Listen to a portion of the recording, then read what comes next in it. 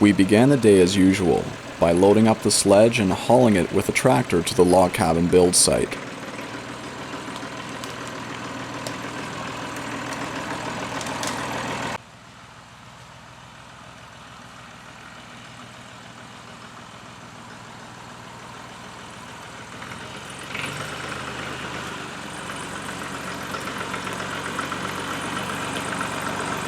But this time, the old and friendly trail we travel so often concealed something sinister along its course.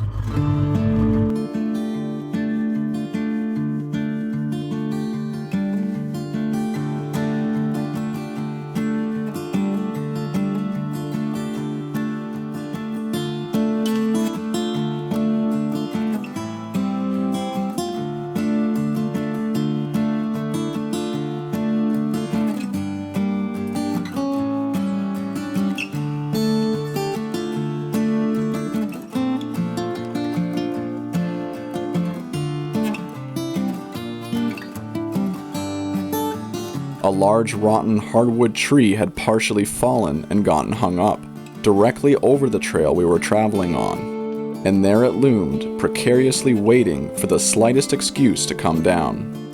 These types of trees are known as widowmakers because of the danger they pose to anyone who goes near them, especially loggers. The danger lies in their unpredictability. They can drop without warning and with little to no coaxing. Thankfully, we spotted the hazard before we passed under it. Although we were eager to head on through to the build site, we didn't want to risk tempting the Widowmaker. It was clear the tree was extremely unstable. The base had rotted almost completely away. The fragile midsection looked ready to buckle at any moment. And the entire weight of the tree was propped against a couple brittle branches. Normally, I would just avoid a tree like this and let it fall in its own time. But since it was hanging over the trail, it needed to come down.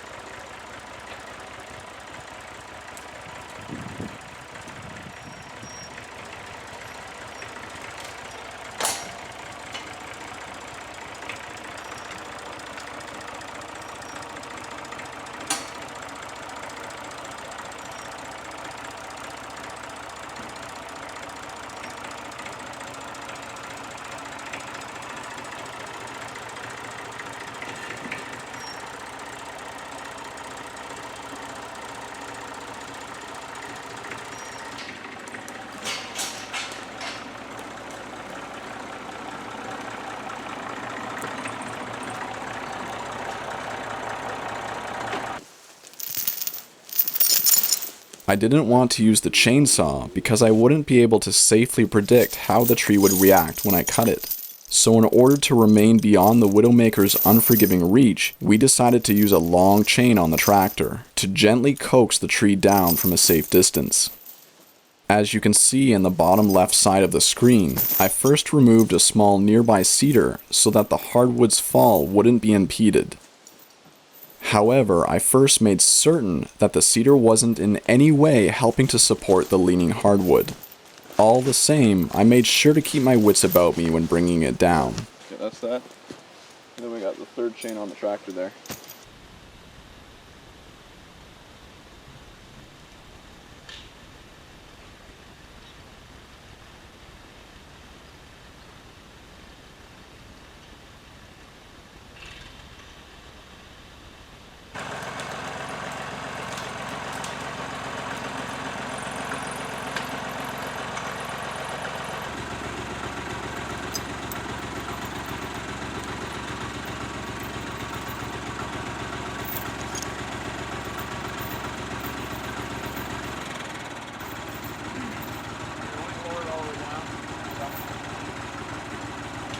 Senior Outsider crept the Massey forward in low first.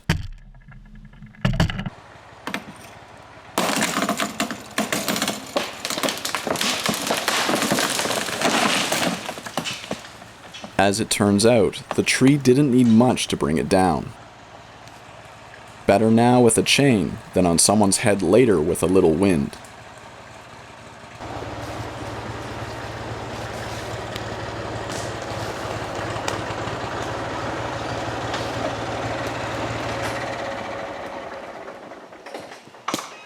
We approached with caution.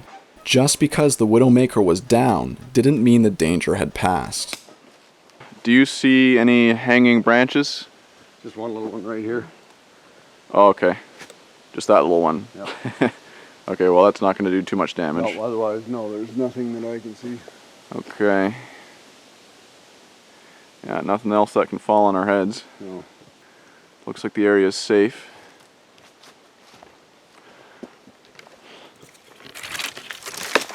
There we go. Well, there wasn't too much holding that tree up. No.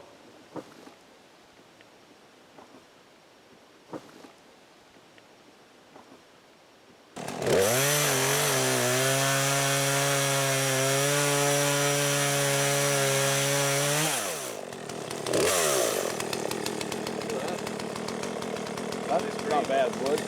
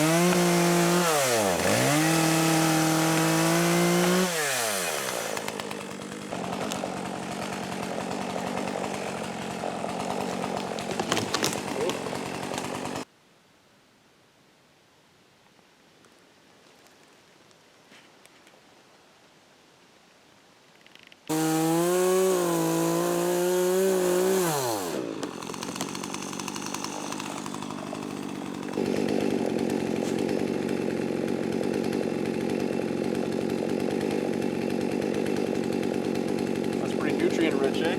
Yeah.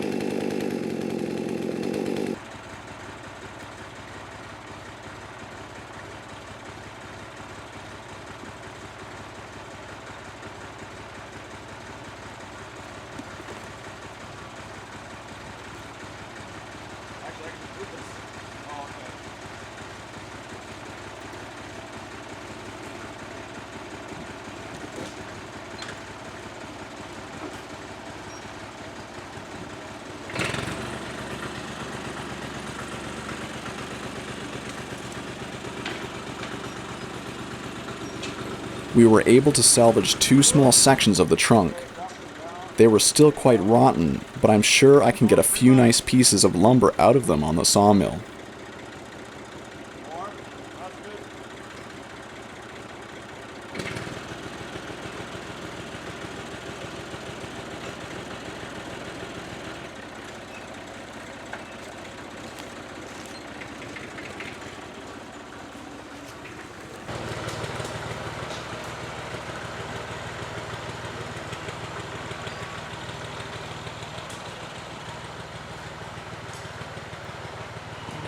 After we had finished moving the pieces, it was on to the next tree of the day, a dead-standing maple.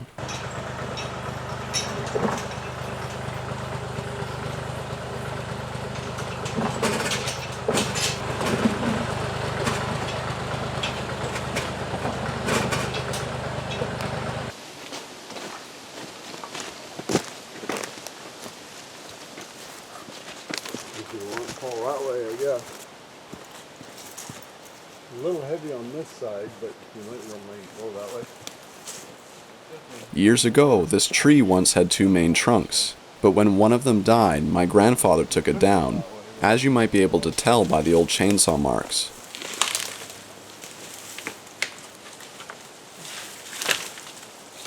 He left this remaining trunk intact, in hopes that the tree might still survive, but obviously it didn't.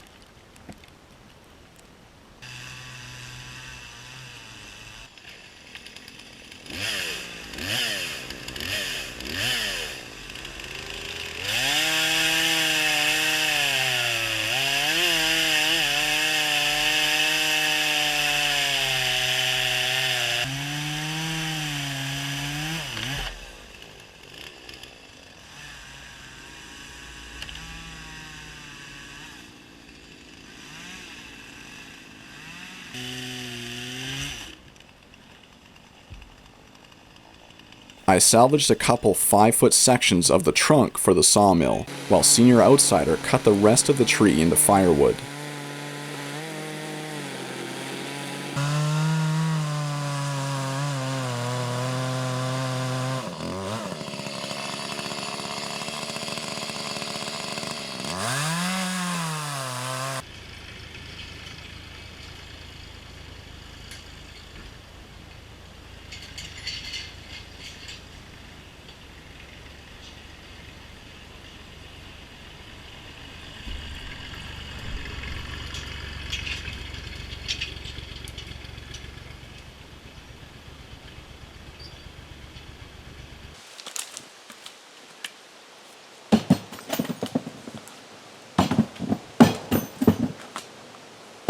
As for the log cabin, my dad and I have been working hard on getting the walls up before winter arrives, and we've been making good progress too.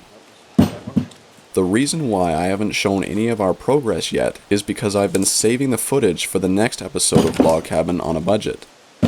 I know that many of you have been eagerly waiting for that episode to drop, and I promise that it'll be worth the wait. In the meantime, I've been using these log cabin update videos to demonstrate that building a cabin involves so much more than simply building a cabin, especially when it's located in a place like this. But whether we're working on the cabin or hunting down Widowmakers, one thing's for sure, we love every minute of it.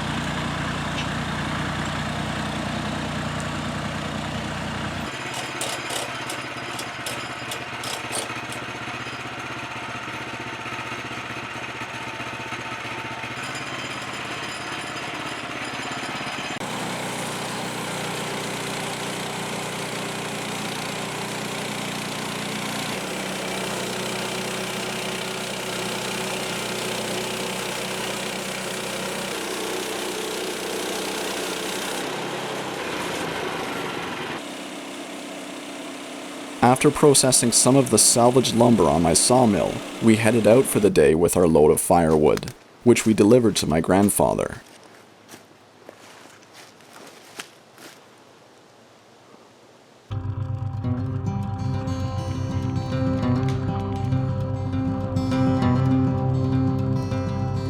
Another satisfying day of work drew to a close as I returned home safe and sound to my beautiful wife and daughter. The two biggest motivators in my life to keep a clear head and a sharp eye while working in the bush. That's it for now. Until next time, my friends.